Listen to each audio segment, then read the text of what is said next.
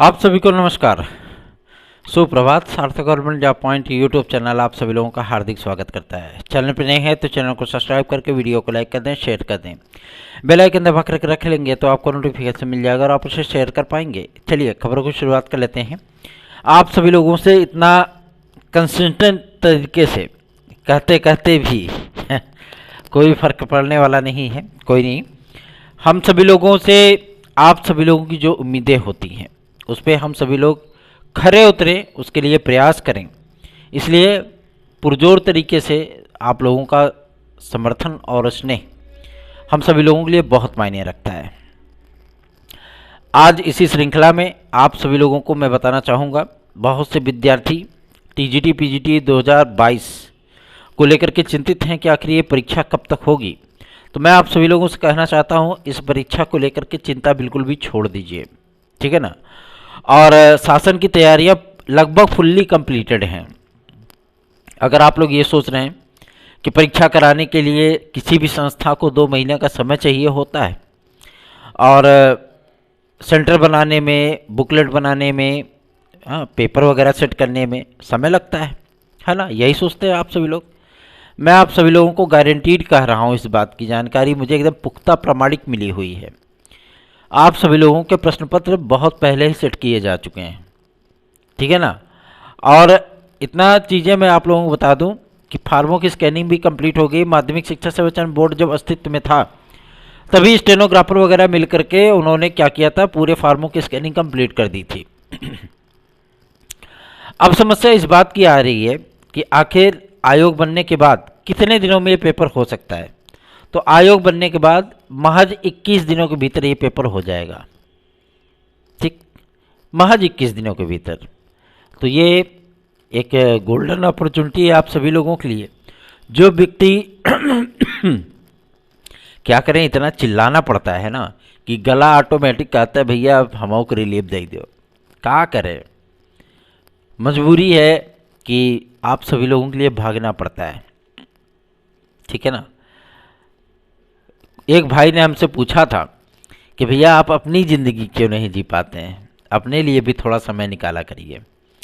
तो मेरे भाई, सबसे बड़ी चीज़ ये होती है कि अपनों के लिए, अपने लिए तो सब कोई जीते हैं, फ़र्क सिर्फ इतना होता है कि अपने के साथ साथ दूसरों के लिए भी जिए जाए, ठीक है ना। और इसी चीज़ के लिए ऐसा नहीं कि मुझे बहुत मज़ा आता है घूमने में या भाग दौड़ करने में, ठीक, मुझे बहुत मज़ा नहीं आता है, लेकिन आप सभी लोगों के स्नेह के लिए हम सभी लोग दौड़ते हैं, ठीक। तो टीजीटी पीजीटी 2022 के लिए माध्यमिक शिक्षा सचिव महोदय ने इस बात की जानकारी दे दी है कि जितने पद इसमें बढ़ाए गए हैं, क्योंकि अपर सचिव से हम लोग जब मिले थे उनसे पूछा हम लोगों ने कि सर आपने जारी किया था एक विज्ञप्ति, उस विज्ञप्ति में टीजीटी और पीजीटी में कंप्यूटर साइंस विषय को सम्मिलित किए जाने के संबंध में जानकारी थी, लेकिन विज्ञापन में उस विषय का कोई नाम था ही नहीं। उन्होंने कहा कि आनन फानन में ये विज्ञापन जारी किया गया था। और सबसे बड़ी चीज़ ये होती है कि कंप्यूटर साइंस जैसा विषय, जबकि आज डिजिटल इंडिया, स्किल इंडिया, दुनिया भर का इंडिया चल रहा है ना। तो जाहिर सी बात है कि आप सभी लोगों को कंप्यूटर की भी जानकारी होनी चाहिए और कंप्यूटर शिक्षा को नई शिक्षा नीति के तहत अनिवार्य किया जा रहा है। और एक महत्वपूर्ण ये बात हो गई कि आपका जो नई शिक्षा नीति है उसके माध्यम से जूनियर स्तर से लेकर के, ठीक है ना, जूनियर स्तर से लेकर के माध्यमिक स्तर तक शारीरिक शिक्षा को भी और स्पोर्ट को भी अनिवार्य किया जा रहा है। जाहिर सी बात है, इसकी अनिवार्यता होगी तो शिक्षकों के पद बढ़ेंगे, रोजगार के अवसर पैदा होंगे और आप सभी लोगों को नंबर ऑफ वैकेंसीज ज़्यादा देखने के लिए मिलेगी। मानते हैं समय थोड़ा सा विपरीत चल रहा था, लेकिन आज की तारीख में ये समय विपरीत नहीं है, ठीक है ना। और अगला जो आपका टीजीटी पीजीटी का विज्ञापन आने चल रहा है उसमें आपको कंप्यूटर साइंस अर्धशासकीय सहायता प्राप्त विद्यालयों में भी, जिस तरीके से राजकीय विद्यालय में आप लोगों को देखने के लिए मिलता है कंप्यूटर साइंस, परीक्षा कराने वाली नियामक संस्था कौन? उत्तर प्रदेश माध्यमिक शिक्षा परिषद। कोर्स और उसका सिलेबस बनाने वाला कौन? UP board. तो आखिर यह केवल राजकीय विद्यालयों में क्यों चलता है, अर्धशासकीय सहायता प्राप्त विद्यालयों में क्यों नहीं चलता है? इस पर अपर सचिव महोदय का यह कहना था कि ये मैनेजमेंट होता है, कौन मैनेजर अपने विद्यालय में कंप्यूटर साइंस को रखना चाहता है, ये उनके ऊपर डिपेंड होता है। अब विद्यार्थियों की रुचि भी कम होती है। कंप्यूटर साइंस का पेपर का सेंटर आता था जब हम लोग यूपी बोर्ड की परीक्षा कराते हैं हाई स्कूल इंटर की, उसमें कहीं पे 2 विद्यार्थी, कहीं पे 1 विद्यार्थी, उनके लिए भी 3 घंटे हम लोगों को समय निकालना पड़ता था। तो ये स्थितियां हैं, इसलिए कंप्यूटर साइंस को अनिवार्य किया जा रहा है और अनिवार्यतम विषय के रूप में ये आप सभी लोगों को देखने के लिए मिलेगा। तो जाहिर सी बात है आप लोगों के जो पद हैं वो भी इंक्रीज होंगे और आप लोगों को एक स्वर्णिम अवसर उपलब्ध हो पाएगा। तो इस बार की टीजीटी पीजीटी की जो नई वैकेंसी आ रही है दिसंबर में, इस वैकेंसी में आप लोगों को कंप्यूटर साइंस का एक बेहतरीन सा विकल्प देखने के लिए मिलेगा टीजीटी और पीजीटी में। चलिए आगे बढ़ते हैं। अब बात करेंगे आपके एलटी ग्रेड जेएससी प्रवक्ता को लेकर के। उसके पहले टीजीटी पीजीटी 2016-2021 के हमारे भाई बंधु, आप सभी लोगों को चिंतित होने की आवश्यकता नहीं है। कार्य बहुत तेज़ी से आगे बढ़ रहा है, थोड़ा सा पेशेंस रखिए। कुछ हमारे भाई बहन ऐसे भी हैं जो कि 1-2 दिन हुआ याचिका में उनको जुड़े और वो तुरंत ही तुरंत क्या करते हैं, तुरंत ही तुरंत परिणाम चाहते हैं। तो ऐसी परिस्थितियां ना बनाइए, ठीक है ना। बहुत से हमारे ऐसे भाई बहन हैं जिन्होंने हम पे यकीन किया है, ठीक। और आप सभी लोगों के हितों की रक्षा करना हमारा दायित्व है, हम सभी लोग उसके लिए प्रयास कर रहे हैं। मुझे प्रयागराज रोज जाने में या अपनी बाइक में जो है 400-500 रुपये का पेट्रोल फूंकने में हमें कोई मज़ा नहीं आता है। आप सभी लोगों के कार्यों के लिए ही दौड़ता हूँ। 50% वाला जीआईसी का मुद्दा था, तब मैं लगभग 3 महीने तक परेशान हुआ इसके लिए, उसमें विजयश्री हासिल हुई। सोशियोलॉजी एजुकेशन का मुद्दा हुआ, उसमें हम लगभग 4 महीने तक परेशान हुए, तब उसमें सफलता प्राप्त हुई। टीजीटी पीजीटी का विज्ञापन जारी कराना हुआ, उसके लिए परेशान हुए। तो ऐसा नहीं है कि कार्य करते हैं तो आप सभी लोगों के स्नेह के दम पे करते हैं। अगर आप सभी लोग स्नेह ना दें, अपना आशीर्वाद अपना ना दें, तो जाहिर सी बात है हम भी कोई कार्य नहीं कर पाएंगे। एलटी ग्रेड जेएससी प्रवक्ता के विज्ञापन के लिए कल सचिव महोदय ने एकदम स्पष्ट कर दिया है कि भैया 10 लाख के पार ओटीआर चला गया है। और सबसे बड़ी चीज़ ये है कि आखिर इसका विज्ञापन कब तक जारी होगा, तो इस पर उन्होंने स्पष्ट कर दिया है कि नेक्स्ट वीक जो है आप सभी लोगों का 2-3 दिन में स्टार्ट होने चल रहा है, मतलब मंडे से, उसमें एक उच्च स्तरीय मीटिंग देखने के लिए मिलेगी लोक सेवा आयोग में। और अध्यक्ष समस्त सदस्य, क्योंकि 7 सदस्य हैं इसमें, और इन सभी लोगों के जो है बैठकों में इन सारी बातों को क्लियर कर लिया जाएगा कि एलटी ग्रेड जेएससी प्रवक्ता किस बेस पे कराई जाएगी, कब इसका विज्ञापन जारी किया जाए, क्या इसका क्वालिफिकेशन रखना है, सारी चीज़ें एकदम स्पष्ट हो जाएंगी।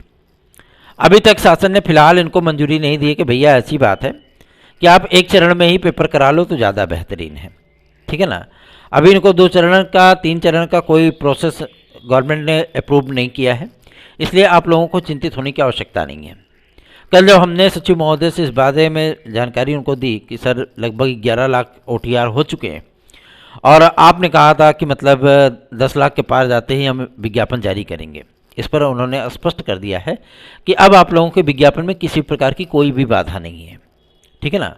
शासन से सहमति मिलते ही क्योंकि जब हम लोगों की मीटिंग में इस बारे में मोहर लग जाएगी, अंतिम सहमति बन जाएगी, तो हम माध्यमिक शिक्षा मंत्रालय को तुरंत पत्र लिख देंगे कि हम इस तारीख पे एलटी ग्रेड का विज्ञापन जारी करना चाहते हैं। सारी चीज़ें खुद ही स्पष्ट हो जाएंगी। क्या अब आप लोगों को चिंतित होने की आवश्यकता नहीं है। हम लोगों का एकमात्र टारगेट यही है कि 30 नवंबर प्लस 31 दिसंबर, इसके पहले पहले आप सभी लोगों के आवेदन कंप्लीट हो जाएं, चाहे वो टीजीटी एलटी ग्रेड जेएससी को हो, चाहे वो खंड शिक्षा अधिकारी को हो या लोअर सबऑर्डिनेट को हो, ठीक है ना। तो आप लोगों को अब चिंतित नहीं होना है, सिर्फ और सिर्फ अपनी क्षमताओं को लेकर के आगे बढ़ना है।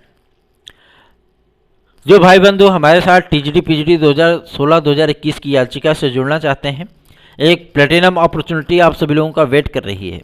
आप सभी लोग चाहें तो हमारे साथ जुड़ सकते हैं, ठीक है ना। और 72,825 वाले हमारे भाई बंधु बिल्कुल भी निश्चिंत रहिए, शासन आप सभी लोगों की काउंसलिंग कराएगी 6800 पदों पर, जिसमें 3,490 विद्यार्थी वो सफल होकर के जाएंगे जिन विद्यार्थियों को क्या हुआ था, एक अंक कॉमन मिला था हमारी याचिका पे, वो मेरिट में है और उनको नियुक्तियां मिलेंगी, ठीक है ना।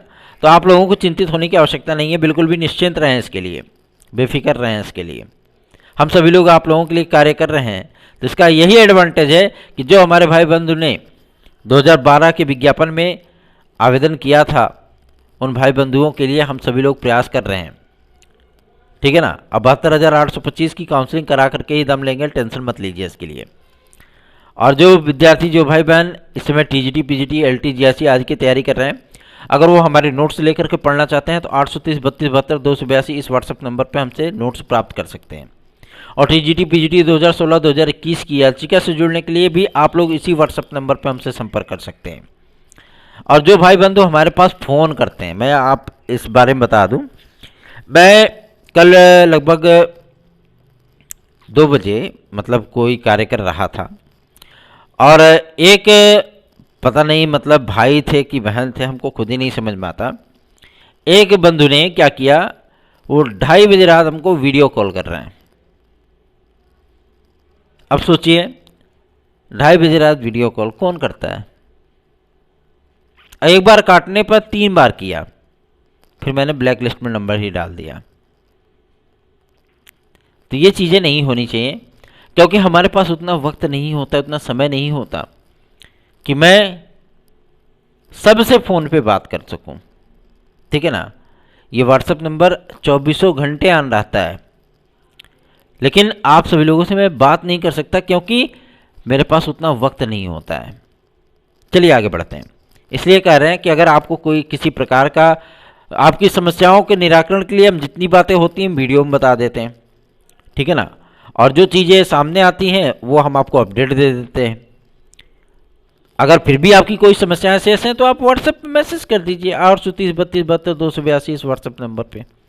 चलिए आगे बढ़ते हैं। एक प्रमुख मुद्दा है आप सभी लोगों के बीपीएससी में बीएड विद्यार्थियों को लेकर के, लगभग अब कहानी समाप्त हो चुकी है बीपीएससी से। जब शासन ने कह दिया और सारी चीज़ें डिक्लेयर हो गई तो अब इसमें कोई औचित्य बनता नहीं है। लेकिन हाँ, बीएड विद्यार्थियों को प्राथमिक में कहीं पे सफलता मिल रही तो कहीं पर असफलता मिल रही है। और हम सभी लोगों का जो एकमात्र ध्येय है कि हम लोग एमएचआरडी को इसके लिए पूरी तरीके से समर्थित कर सकें और एमएचआरडी प्रस्तावना तैयार करके इस बारे में बोल सके कि हाँ, हम अध्यादेश लेके आएंगे। प्रयास तो हम सभी लोगों को मिल करके करना होगा ना, एक व्यक्ति के माध्यम से ये प्रयास नहीं हो सकता है, ठीक है। अगर आप सभी लोग चाहते हैं कि आप पीआरटी में फिर से वापस आएँ तो आपको साथ चलना ही होगा। साथ नहीं चलेंगे तो आपकी ही समस्याएं हैं, ठीक है ना। तो आपकी अपनी इच्छा है, देखते हैं क्या आप लोगों की इच्छा बन पाती है। आगे बढ़ते हैं।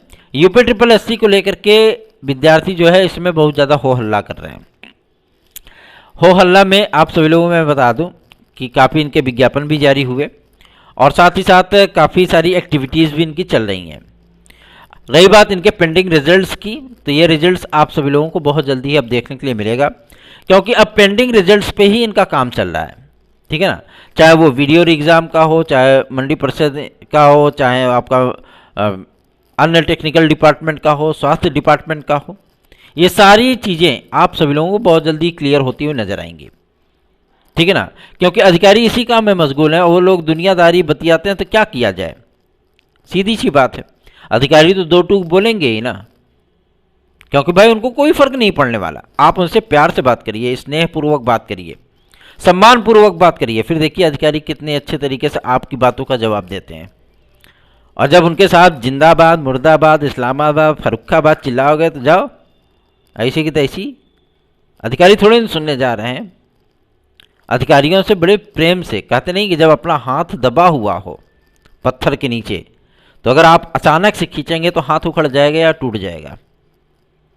आपको क्या करना होता है, प्यार से धीरे धीरे अपना हाथ निकालना होता है, ठीक है ना। उसी तरीके से अगर हम सभी लोग भी इसी तरीके से एग्रेसिव मोड में काम करें तो आपके कोई भी कार्य नहीं हो पाएंगे। लेकिन हम लोग एग्रेसिव मोड में काम करते ही नहीं है, हम लोग स्नेहात्मक रवैया अपनाते हैं और अधिकारियों के पास इतनी बार जाते हैं कि उनको मजबूर कर देते हैं कि वो हमारी बातें सुने और उस पर एक्शन भी लें। ठीक है ना। कोई कोई होता क्या है कि मतलब गया ज्ञापन दिया और उसके पीठ पीछे ही करते ही तुरंत ज्ञापन उठा कर डस्टबिन में फेंक दिया, जा। लेकिन हम सभी लोगों का टारगेट क्या होता है, हम लोग अधिकारी के चैम्बर में जाकर के इतनी बार ज्ञापन उनको देते हैं, इतनी बार ज्ञापन देते हैं कि वो चेहरा देख देख करके वो परेशान हो जाते हैं, बोलते हैं प्रभु आओ तुम्हारी क्या परेशानी है बताओ। ठीक है ना। तो ये चीज़ें होनी चाहिए। ऐसा नहीं कि हम झुझलाहट बच जाते हैं या किसी तरीके से कि हम बहुत बड़े तोपंदाज हैं, कुछ भी नहीं। अधिकारियों के सामने हमारी हैसियत शून्य बराबर भी नहीं है। ठीक है ना। लेकिन आप सभी लोगों को बता दूं, स्नेहात्मक रवैया अपनाते हैं और अधिकारी भी हम सभी लोगों की बातें सुनते हैं और उस पर कार्य भी होता है। इसलिए आप सभी लोगों के स्नेह और आशीर्वाद की हमें परम आवश्यकता है। आप सभी लोग विज्ञापन की बिल्कुल भी चिंता ना करें। अब विज्ञापन आप लोगों का ज़्यादा दूर नहीं है।